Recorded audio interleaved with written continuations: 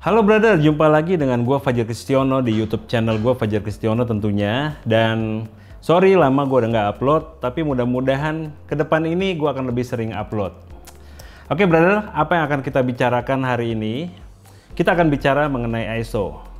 Brother, banyak fasilitas di Sony kamera kita yang tersembunyi dan sangat berguna untuk kita ketahui. Salah satunya adalah macam-macam pengaturan ISO yang akan mempermudah workflow pekerjaan kita.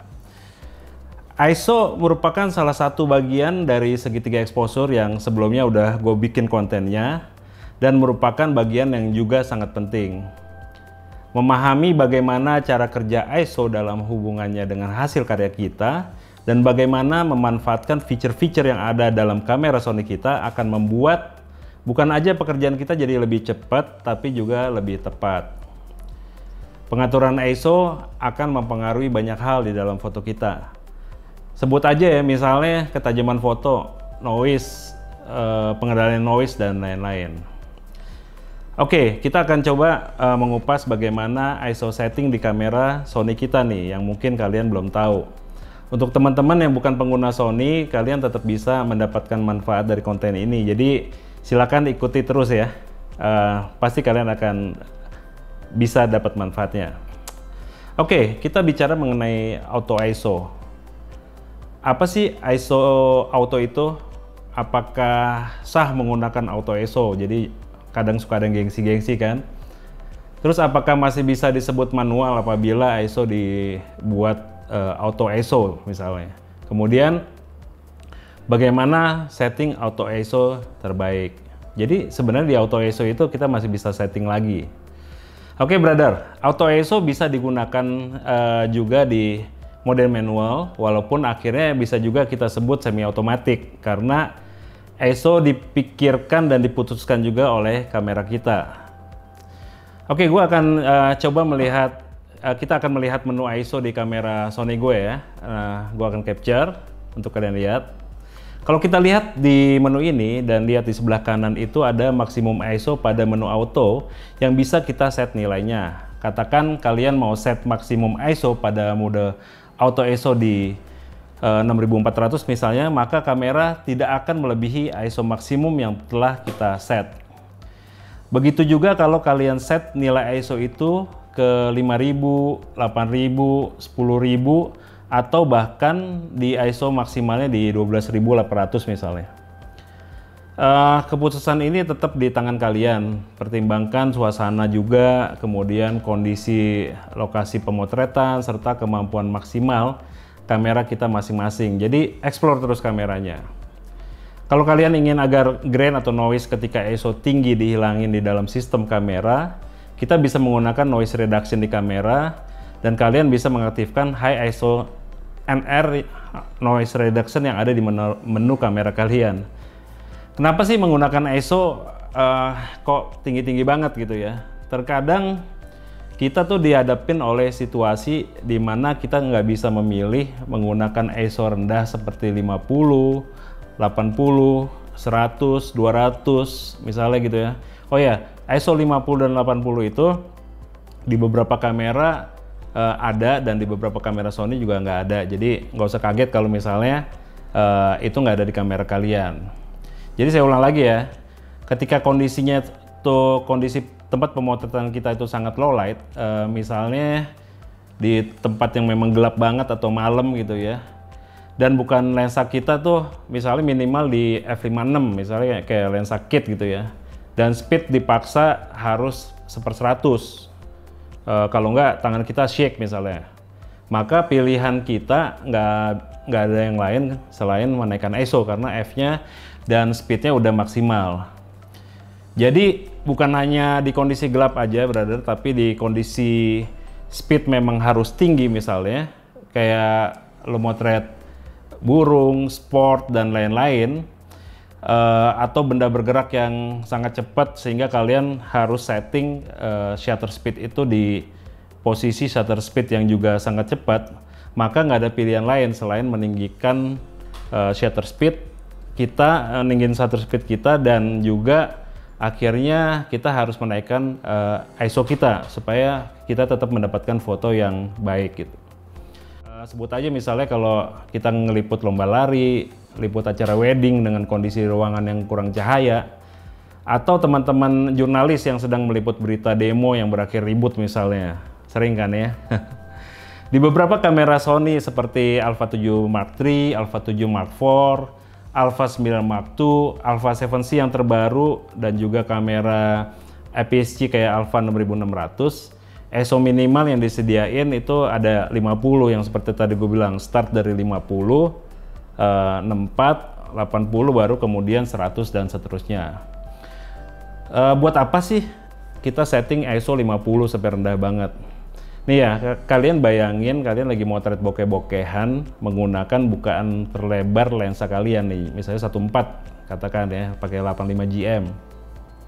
Maka ISO 50 ini akan berguna untuk menghindari shutter speed yang terlalu cepat sehingga ambience jadi hilang gitu ya.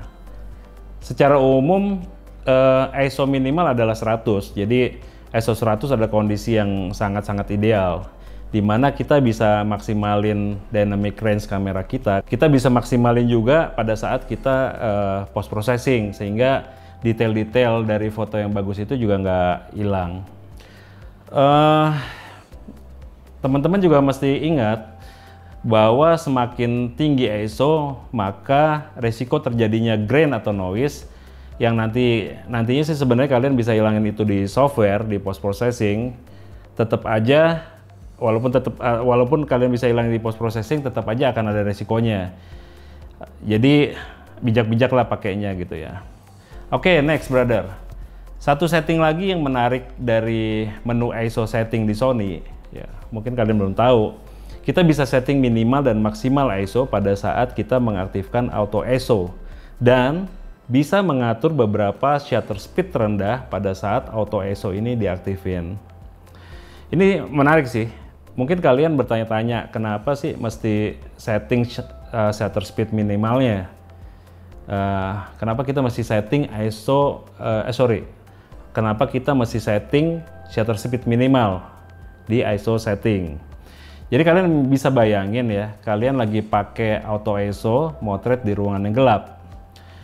Nah, speed kita itu kalau kita nggak atur minimal ya, kamera tuh akan tetap bisa mengambil gambar dan kalian tetap bisa dapetin hasil foto sesuai pengaturan exposure-nya. Tetapi bayangin kalau kamera mengatur shutter speed kalian karena di ruangannya gelap, sehingga shutter speed-nya diatur kamera sampai 1/8 second.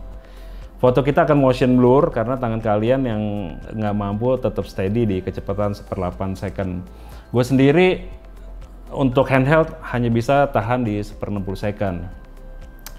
Jadi untuk menghindari hal ini, Sony menyediakan menu untuk kita bisa setting beberapa minimal shutter speed yang bisa diatur otomatis sama kamera kita pada saat penggunaan auto ISO. Keren kan? ISO Auto Range Limit di kamera kita itu adalah menu di mana kita bisa mengatur minimum dan maksimum ISO pada saat kita setting auto ISO.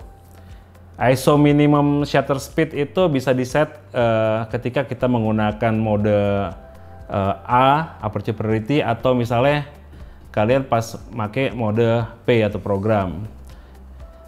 Atau auto misalnya. Kamera akan memutusin berapa maksimal shutter speed yang bisa secara otomatis akan di-set oleh kamera kita. Terus serunya lagi kita bisa setting ISO auto minimal shutter speed ini ke dalam salah satu custom button di kamera kita, dan kita bisa set beberapa kombinasi auto ISO dan minimal shutter speed sesuai keinginan kita. Jadi kita bisa set shutter speed itu misalnya di 500, di 1000 atau di 2000 gitu ya. Tergantung keinginan kalian, dan kalian bisa segera mengaktifkan itu pada saat atau momen di mana kalian membutuhkan speed terendah seperti yang kalian udah setting. Gokil banget kan? Tapi hati-hati kalau kalian nggak bisa steady mempertahankannya sampai selembat itu, dan gua rasa sedikit orang yang bisa tahan seperti itu. Kalian harus menggunakan kayak tripod atau cari tempat bersandar kamera yang nyaman dan dia nggak goyang-goyang. Oke brother, ternyata banyak ya setting mengenai ISO ini, dan kalau kita bisa gunakan dengan baik, itu akan mempermudah workflow pekerjaan kita pada saat kita lagi melakukan atau di sesi pemotretan. So, pelajari menunya, kalian mungkin bisa open lagi konten ini dan sambil setting menu di kamera kalian, dan setting sesuai kebutuhan kalian dan dapetin foto yang tajam dan bagus dengan pengaturan ini, dan tentu aja cepat workflow-nya. Oke teman-teman, semoga konten ini membuat kalian dapat menggunakan fitur-fitur cantik juga di kamera Sony yang banyak fitur lainnya, dan kalian bisa lebih paham mengenai ISO. Untuk menu-menu lain yang tersembunyi di Sony, bukan tersembunyi sih sebenarnya, ada tapi kita mungkin belum bisa menggunakannya. Gue akan buat lagi di konten lainnya. Bikin yang kecil-kecil dulu supaya kalian bisa pilih pada saat kalian membutuhkannya. Mudah-mudahan apa yang gue utarakan dan share di konten kali ini bisa berguna buat kalian. Buat teman-teman yang bukan pengguna Sony, mudah-mudahan ada knowledge juga dari konten ini yang kalian bisa pakai ya. Saya rasa banyak juga yang bisa kalian gunakan di kamera kalian. Jadi selamat mencoba, selamat explore, dan selamat berkarya. Jangan lupa selalu jaga kesehatan teman-teman. Suasana masih kayak gini. Bahagia terus dan sukses selalu. Salam jepret.